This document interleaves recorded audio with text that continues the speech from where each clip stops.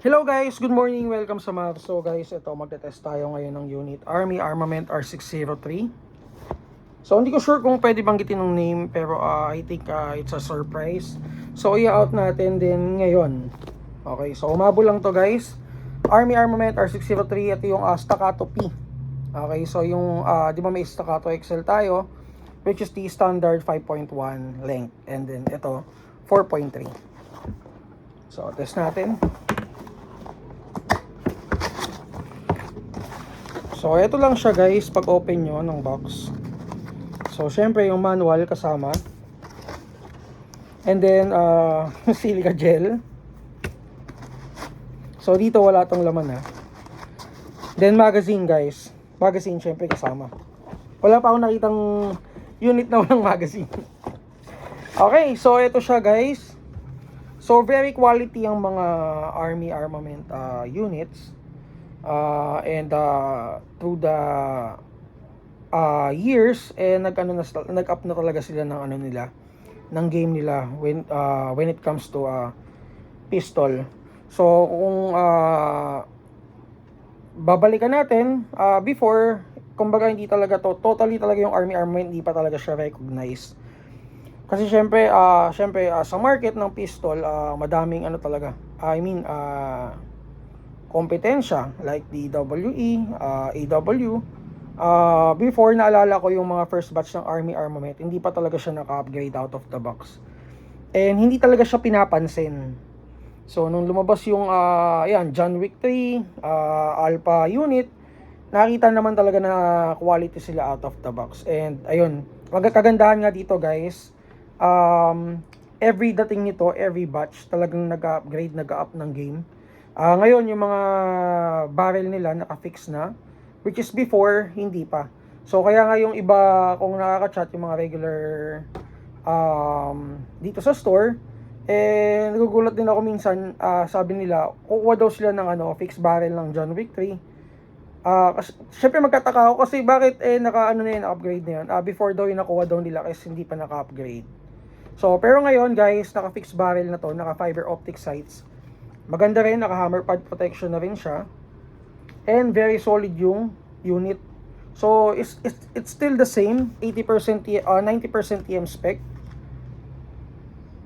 So, for the stock parts, meron naman na tayong stock parts ni Army Armament. Like nozzle, inlet, outlet. Barrel, meron na rin tayo. So, hindi kayo mahirapan mag-upgrade dito in case na mag-upgrade kayo. Or, naghahanap kayo ng parts aftermarket. Okay, so this is the R603 guys. Dalawang kulay ang meron tayo, isang two-tone and itong color black. So naka metal slide siya. Lower frame is metal din with staccato markings. 2011. Naka fiber optic sights. And yun yung binabanggit ko, naka fixed barrel na siya and threaded din yung outer barrel.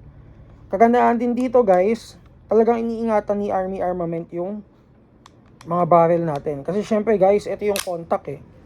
So ito, sa barrel, yung buong barrel na yan, lagi yung may contact, di ba? So minsan, hindi pa dumarating dun sa tao. Syempre pag tinest natin, nagkakaroon na ng mga gasgas. So yan yung mga bagay na hindi na natin control. So ito, magkakagasgas din yan. Ito yung mga contact point eh. Ito, magkakagasgas din yan, pati to. Paglaro ng slide stop dito, every now and then, saan ba yun? Ayan, every now and then, magagasgas to guys. So, isang solusyon dyan is maglagay kayo ng buffer. Ang cons naman ng paglalagay ng buffer, hindi na siya realistic. So, bakit hindi na realistic? Kasi hindi na mag-i-slide. Prevention na rin yun dun sa gasgas dito sa slide. So kasi syempre ang wear and tear ng slide, pag ito nagasgas na, talagang hindi na talaga siya mag-slide lock. And syempre mauuka to kasi ito na yung contact point nung slide stop to slide mismo. Okay, so yun. And base plate nito guys, staccato with staccato markings. Magazine capacity is 30. Test natin.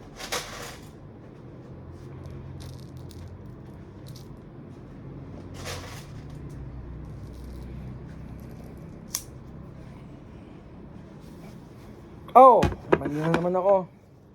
So, hindi ko malalagyan to pagka nakaganito. So, ang lagayan kasi ng gas nito guys dito. Tulak mo to.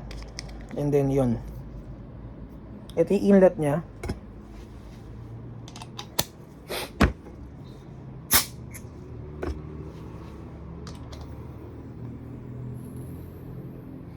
So, 8 seconds to 9 seconds sa paglalagay ng gas ha.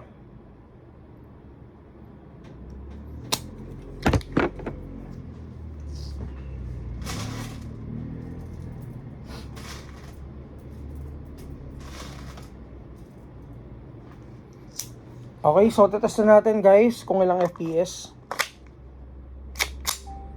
Ambi safety guys ito. Okay, so firing na ako. Firing. 308, 318.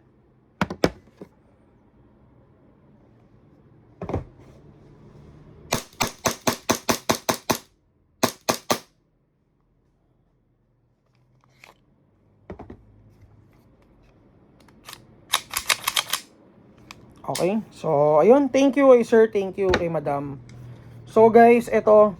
And by the way guys made in China pala siya. So hindi naman lahat ng gawa. Ayun, isa pang minsan nag-hold back dun sa mga tao is if made in China siya guys.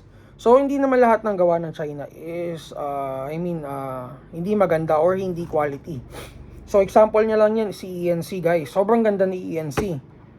And isa yan sa mga reliable na i-recommend namin sa mga clients. Kasi syempre, 'di ba, unang-una full metal siya. Pangalawa, very realistic. Pangatlo, reliable. So bakit ko sinabing reliable? Reliable siya kasi kumbaga kahit hindi ka magpalit yung talagang mga parts niya is talaga nakatimpla ng maayos, and at the same time, syempre, kung malakas na FPS, di ka na magpapalit ng spring or, di ba? So, talagang reliable at saka yung mga parts niya, guys, kahit hindi ka siguro paano ba to? Kung hindi ka siguro magpapalit or mag-up ng FPS, stay out of the box, kung ano siya, yun siya. Talagang tatagal talaga siya. So, isa ako dyan sa mga kasi may mga ENC ako, though naka-HPA na sila ngayon, pero talagang reliable sa ENC. So, same with the Army Armament. Reliable din to guys. And madami na rin akong feedback na naririnig na talagang yung unit is consistent and maganda. So, syempre, hindi rin mawawala syempre yung mga negative na naririnig natin or negative feedbacks. Syempre, hindi naman siya perfect. Talagang may mga ganun pa rin. May mga pangilan-ilan na negative sa Army Armament or negative yung naging experience sila. Pero just in case na negative yung naging experience mo, pwede kang mag-PM sa amin or sa amin mo kinuha yung unit. Hindi maganda yung experience mo, pwede mong i-PM sa amin para mapag-usapan natin kung ano yung nangyari dun sa unit syempre. Kasi yung iba, ang ginagawa nila, pagka negative yung naging experience sila, hindi nila pini-PM dun sa kinuhanan nila.